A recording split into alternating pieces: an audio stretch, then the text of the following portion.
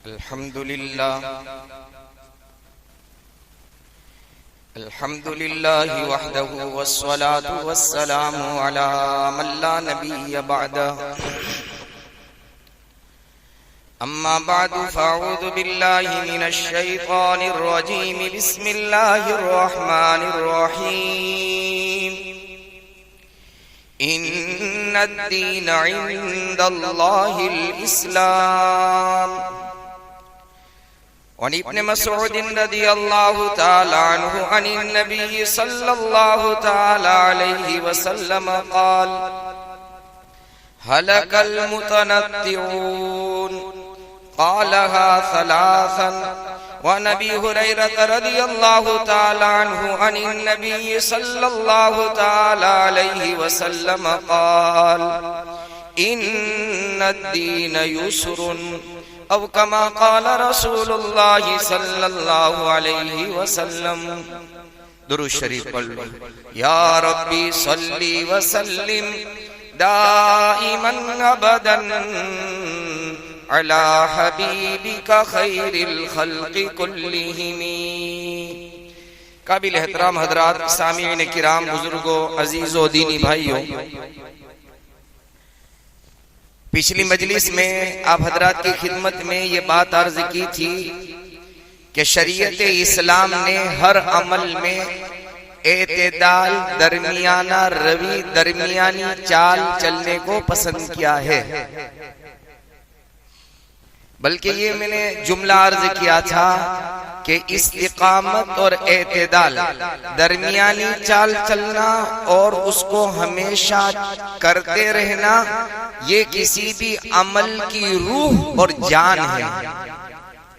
इस्तिकामत और एतेदाल जिंदगी में खत्म हो गया तो समझ लो कि अमल की जान निकल गई।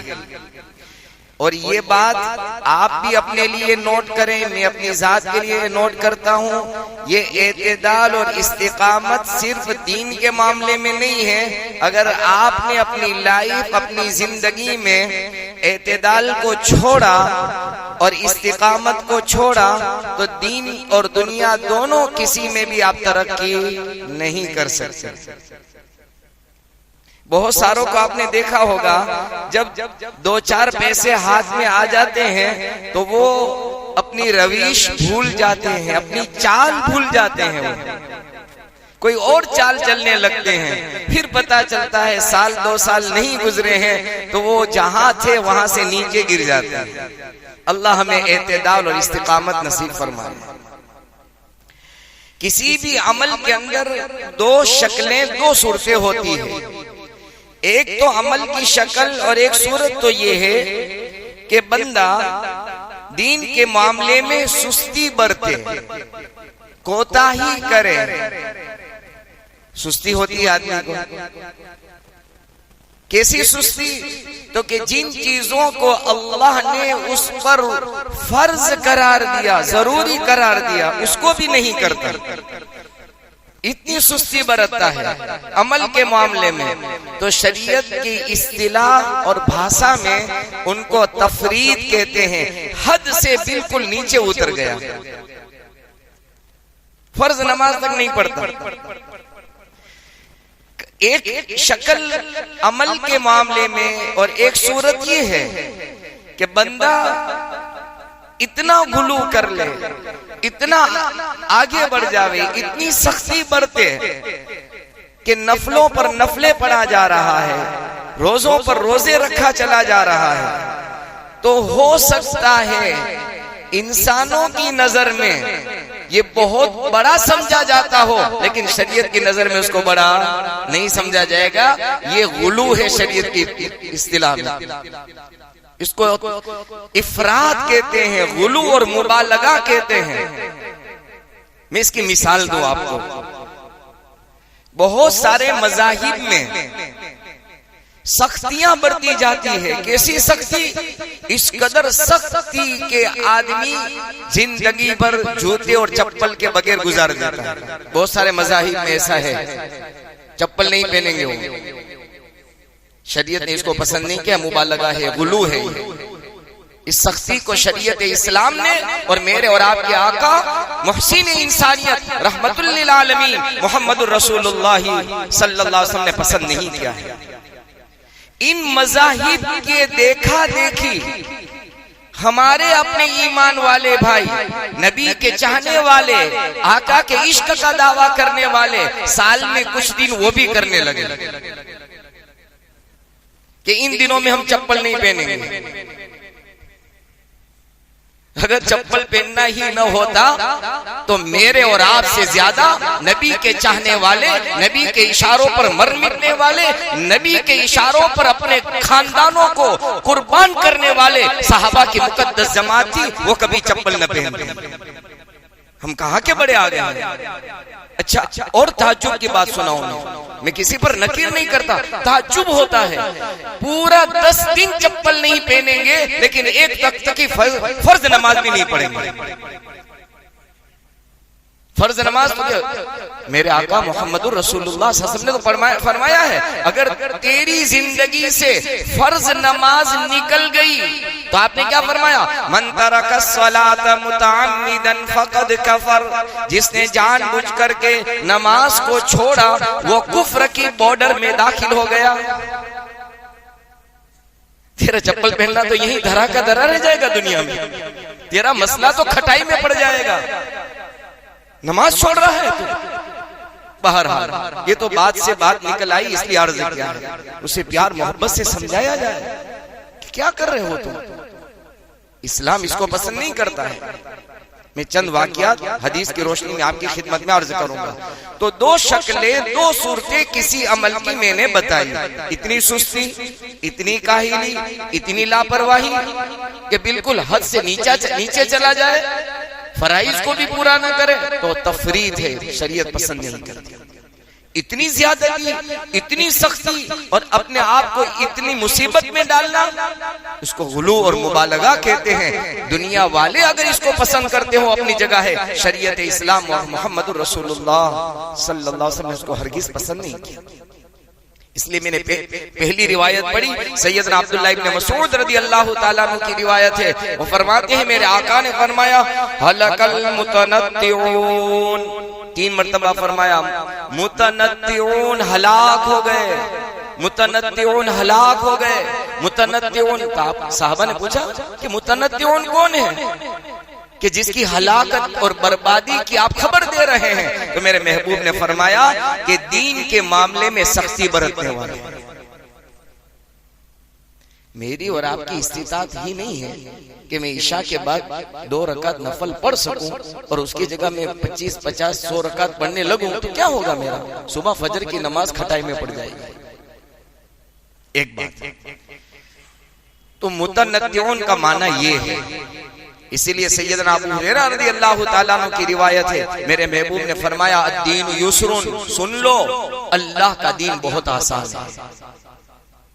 ये अलग बात है कि आपने, मैंने या नादानी में, नासमझी में, नाफहमी में, इल्म की रोशनी न होने की वजह से हमने दीन को मुश्किल कर दिया है। दीन कैसे मुश्किल हो सकता है, सवाल ये पैदा होता है, दीन कैसे मुश्किल हो सकता है? इसलिए कि दीन अल्लाह का नाजिल करदा है, अल्लाह का उतारा हुआ है, अल्लाह का बताया हुआ है। और सुन लो, ईमान वाले तो ईमान वाले, इंसानियत को पैदा करने वाली जात भी अल्लाह की है, जिसने इंसानों को बनाया है और उन इंसानों पर जो अहकामात उन्होंने लाजिम, वाजिब, जरूरी जिज़ात में करार दिए हैं, उसे पता है कि इंसान कितना बर्दाश्त कर सकता है। मैं एक मिसाल दूं आपको। दुनिया के अंदर बड़े मैकेनिक होते हैं, इंजीनियर होते हैं, बड़े साइंसदान होते हैं, वो दुनिया में बड़ी बड़ी मशीनें इजाद करते हैं, बनाते हैं। मशीन बनाने के बाद वो एक बुकलेट तैयार करते हैं और उसके अंदर सारी गाइडलाइन करते हैं कि ये मशीन की कैपेसिटी 5 साल की है। ऐसा होता है ना, 5 साल के बाद या तो सर्विस कराओ, इसकी देखभाल करो। 5 साल के बाद देखभाल नहीं हुई तो ये मशीन खराब हो सकती है, चौकअप हो सकती है, जाम हो सकती है। फिर गाइडलाइन ये भी करती है कि ये मशीन की स्पीड जो है 100 किलोमीटर की रफ्तार से है, 120 पर चले गए तो खतरा हो सकता है। एक दुनिया का इंसान जिसको अल्लाह सुब्हानहू व तआला ने बनाया, पैदा किया, अकल दी, सोच दी, समझ दी, सलाहियत और इस्तिदाद दी, जब वो कोई चीज बनाता है और बनाने के बाद उसकी गाइडलाइन को जारी और सारी करता है, उसे पता होता है कि इसमें इतनी ताकत, इस्तिताअत है, इससे ज्यादा होगा तो ये खतरे में पड़ेगा। अल्लाह अल्लाह है जिसने इंसानों को बनाया, इंसानों की रग और रेशे से वो वाकिफ है, उसे पता है कि इंसान कितना बर्दाश्त कर सकता है। इसीलिए अल्लाह कुरान में फरमाते हैं, अला यालमु मन खलक, अला यालमु मन खलक व हुवल लतीफुल खबीर। क्या जिसने इसको पैदा किया, बनाया, वो खालिक और मालिक नहीं जानता? वो तो बड़ा बारीक भी है, बड़ा बाखबर है, उसे सब पता है, बहुत बारीकी का उसे इल्म है, बड़ा बाखबर है कि इंसान कितना बोझ उठा पाएगा। इसीलिए तो कुरान में अल्लाह दूसरी जगह क्या फरमाते हैं, ला युकल्लिफुल्लाहु नफ्सन इल्ला वुसाहा, कि इंसानों पर अल्लाह ने उसकी ताकत से ज्यादा बोझ नहीं डाला, मुकल्लफ नहीं बनाया। अल्लाह को पता था कि ये 5 वक्त की नमाज मुश्किल से पढ़ पाएगा, इसलिए अल्लाह की हिकमत बालिगा ने मुहम्मदुर रसूलुल्लाह सल्लल्लाहु अलैहि वसल्लम को मेराज के वक्त 50 में से 5 तक पहुंचा दिया। अल्लाह जानते थे वो हकीम है, वो खबीर है, वो अलीम है, वो लतीफ है। तो दीन आसान क्यों है, उसका मैंने जवाब दिया कि दीन अल्लाह ने उतारा, अल्लाह ने बताया, अल्लाह ने समझाया अपने हबीब मोहम्मद रसूलुल्लाह सल्लल्लाहु अलैहि वसल्लम के जरिए से, और इंसानों को पैदा करने वाले खालिक अल्लाह है, इसलिए दीन आसान है। लिहाजा हम कोशिश करें। मैंने इससे पहले कहा ना, कभी कोई वाज आपने सुन लिया, तकरीर सुन ली और आपको अमल में जोश पैदा हो गया, तो कभी ये जोश होश खो देता है।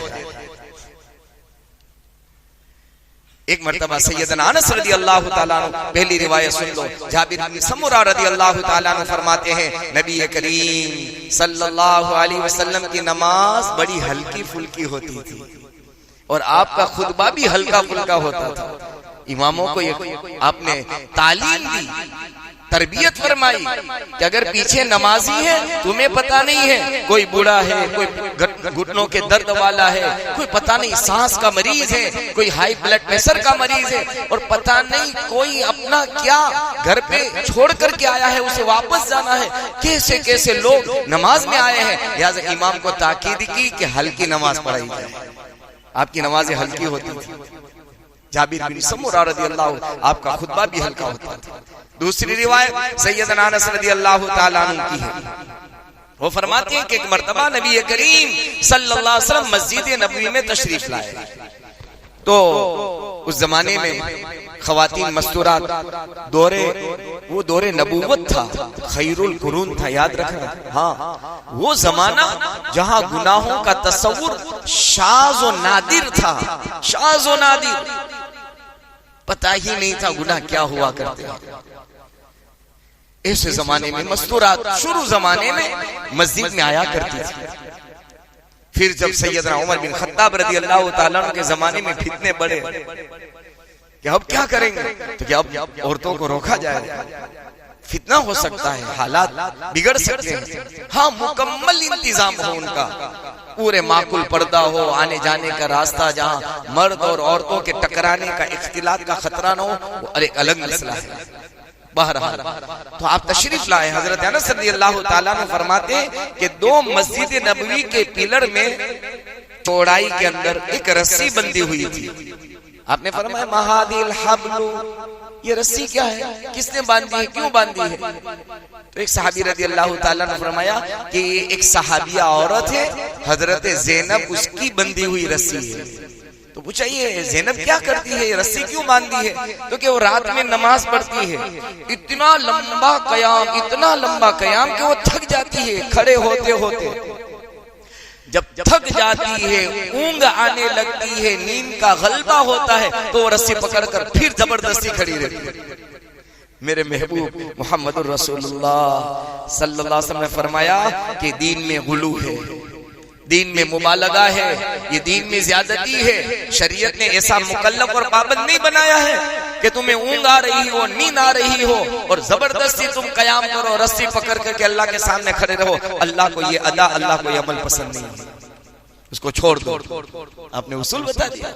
इसलिए माइशा सिद्दीका रदी अल्लाह ताला ना फरमाती हैं कि रात में अगर ऊँग आती हो, नींद आती हो, 27वीं शब हो, शबे मेराज हो, 15वीं शाबान हो, शबे कदर हो, आदमी को नींद भी आती है और फिर ऐसे झोंके मार के फिर अल्लाह से मांगता है। माइशा फरमाती रदी अल्लाह ताला ना कि मोहम्मदुर रसूलुल्लाह सल्लल्लाहु अलैहि वसल्लम ने फरमाया, नहीं, हरगिज नहीं। ऊँग आती हो, नींद आती हो, तुम्हारे जिस्म, तुम्हारी आंखों का भी तुम पर हक है कि तुम सो जाओ। क्यों? रीजन बताया, कारण बताया, सबब बताया। सबब ये बताया कि अगर ऊँग आएगी, नींद आएगी, बंदा ये कहेगा ए अल्लाह माफ कर दे, मेरी मगफिरत फरमा, तो पता नहीं ऊँग में क्या बोल पड़ेगा, बजाय मगफिरत के कोई अल्लाह से बद्दुआ मांग लेगा और कबूल हो जाएगी, हलाक हो जाएगा।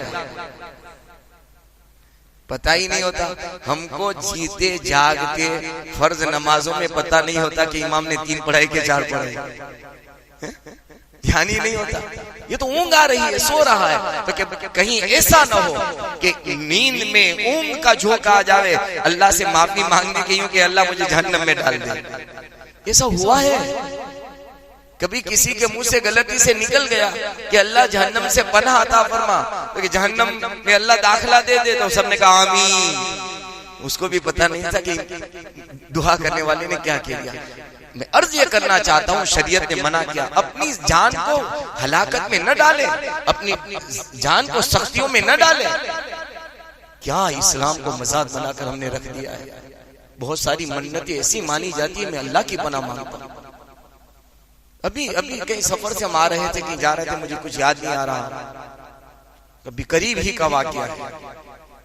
अल्लाह, हाँ, बिरादरान वतन हिंदू भाई मांगरोल से आ रहा था, तो उस मंदिर के पास पहुंचने के लिए पता नहीं केशोद और कहां से आ रहे होंगे, मंदिर के करीब मैंने देखा 3 खवातीन, तीनों औरतें, तीनों मस्तूरात, 2 इनके आगे चद्दर बिछा रहे हैं।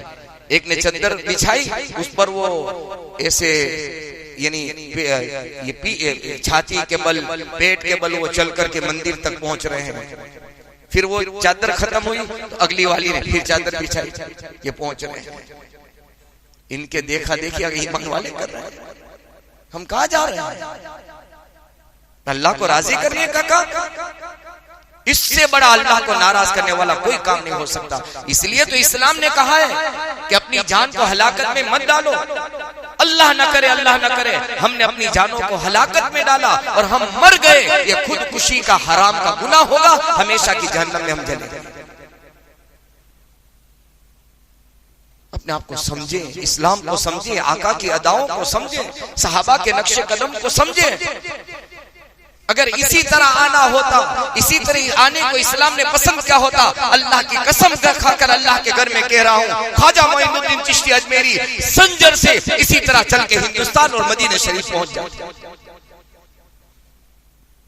बड़े बड़े किबारे औलिया ने मदीना शरीफ का सफर किया है। अगर ऐसा होता तो मेरे आका के कदमों में इस तरह चलकर जाते, वो हकदार थे, इसी ऐसे नहीं गए हैं। इनके सफर की दास्तानें पढ़े, इनके सफर के हालात पढ़े। बहरहाल पिछले बूथ में शायद मेरी गैर हाजिरी हो, एक वाकया अर्ज कर देता हूँ। सैयदना 5 मिनट और मैं आपकी लूंगा। सैयदना सलमान फारसी रजी अल्लाह ताला अन्हु बहुत बड़े सहाबी रसूल हैं। इनके हालात एक बूथ के बाद इंशाल्लाह सुनाऊंगा।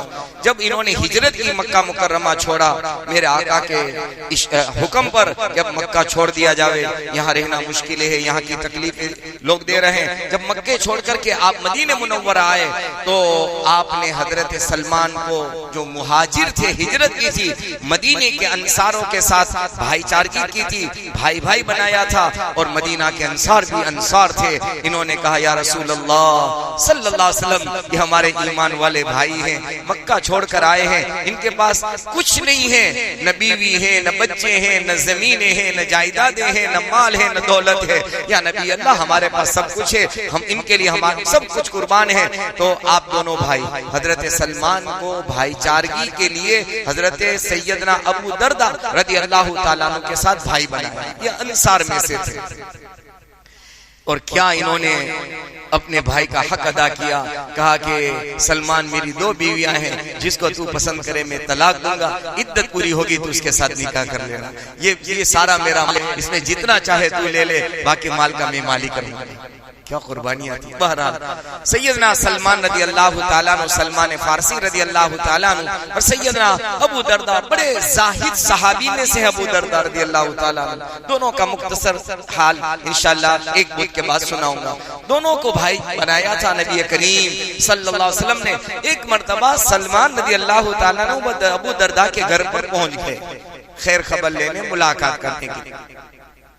अबू दरदा रदी अल्लाह ताला अन्हु घर पर मौजूद नहीं थे 10 तक दिन। इनकी बीवी उम्मे दरदा रदी अल्लाह ताला अन्हु ने कहा कि तशरीफ लाइए, अबू दरदा अभी ही गए हैं, थोड़े काम से वापस आएंगे, आप तशरीफ रखें। सलमान फारसी रदी अल्लाह ताला अन्हु देखते हैं कि उम्मे दरदा यानी अबू दरदा रदी अल्लाह ताला अन्हु की बीवी उम्मे दरदा के जिस्म पर मामूली कपड़े हैं, मामूली, जिसको क्या फटे पुराने कपड़े। आपको बहुत रंज हुआ, बड़ा सदमा हुआ कि मेरे भाई की बीवी, मेरी भाभी, मेरी इसके बदन पर इतने मामूली फटे पुराने कपड़े। तो पूछा कि उम्मे दरदा ये कपड़े, तो क्या बताऊं भाई, अबू दरदा दीन के मामले में भी और दुनिया के मामले में भी, जिसको हम कहते हैं मलंग है, मलंग दीन के मामले में, तो कि रोजे ही रोजे से होते हैं, रोजा ही रोजा, रोजा ही रोजा। घर में अगर शाम का खाना है, दोपहर के वक्त खाने बैठे, इतना खाना है कि शाम को हो जावे तो शाम का खाना वो आप तकसीम कर देते थे सदका। शाम के खाने का कोई भरोसा नहीं, अल्लाह सुबह खिलाता है, शाम में खिलाएगा, दे दो। अच्छा, इबादत का ये हाल के रात भर जागते रहते हैं, रोजे दीन का ये हाल के रोजे से कोई बात नहीं, आने दो। अबू दरदा रज़ी अल्लाह ताला अन्हु अबू दरदा आया, इस्लाह कर दी। दीन में गुलू नहीं है, दीन में मुबालगा नहीं है, हद से बढ़ना नहीं है दीन इस्लाम में। अबू दरदा रज़ी अल्लाह ताला अन्हु बाजार से तशरीफ लाए, सलाम बात हुई, मुसाफा हुआ। इसलिए शरीयत ने कहा है कि औरतों के लिए हुक्म दिया है अच्छे कपड़े पहनो घर में। कहाँ पहनने का कहा है? घर में अच्छे कपड़े अपने शोहर के लिए जीनत इख्तियार करो, ये शरीयत इस्लाम का, मेरे आका का हुक्म है ये। लेकिन मामला उल्टा हो गया हमारे समाज, सोसाइटी, मुहाशरे में।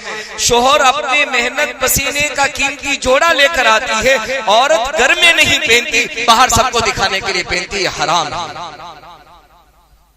घेरे मर्द ना महरम के लिए अगर औरत जीनत इख्तियार करती है, बताने उसको जतलाने के लिए पहनती है, इस्लाम ने कहा इसके लिए हराम है।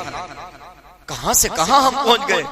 पसीने की कमाई उसकी, मेहनत करने वाला ये इसलिए लाया था कि ये शोहर के लिए जीनत बने, अच्छे कपड़े पहने। घर में वो कपड़े पहने ही नहीं जाते, भाई नहीं बाहर जाऊंगी ना तब पहनूंगी, वो अभी घर में नहीं। अल्लाह अकबर कबीरा।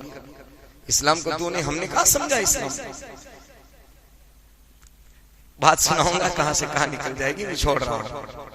कहां हम पहुंच गए। हम अपनी मस्तूरात की, अपनी खवातीन की भी इस्लामी तरबियत करें। उनके सामने सहाबियात के मेरे आका की लख्ते जिगर, नूरे नजर, और आपकी साहबजादियां नहीं बल्कि जन्नत की शहजादियां सैयदा फातिमा, उम्मे कुलसूम, ज़ैनब, रुक़ैया रज़ी अल्लाह ताला अन्हुन्ना, उनके हालात सुनाए कि तुम क्या हो, ये तो जन्नत की शहजादियां थी, उनकी जिंदगियां कैसी थी।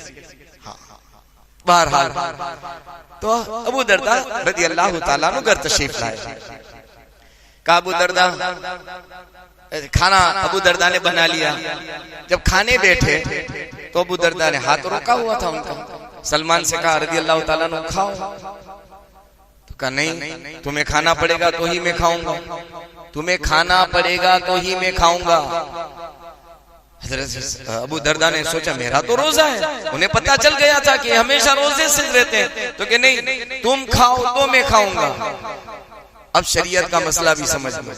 अगर आपको किसी ने दावत दी या आपके यहाँ कोई मेहमान आया, अब मेहमान ने आपसे इसरार किया कि आप खाएंगे मैं खाऊंगा, आप नहीं खाते मैं नहीं खाऊंगा, या आपको किसी ने दावत दी कि मेरे यहाँ वलीमा है आना पड़ेगा, आपने नफल रोजा रखा है, कौन सा नफल, अगर मेहमान राजी है, जिसने दावत दी मेहमान राजी है, कोई बात नहीं, आप आ गए, मुझे बड़ी खुशी हुई है। अगर मेहमान आपसे इसरार करता है, जोर जबरदस्ती करता है, खाकर ही जाना पड़ेगा, तो आपको नफल रोजा तोड़ना पड़ेगा, ये शरीयत का हुक्म है।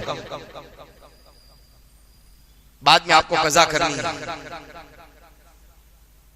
तोड़ना पड़ेगा।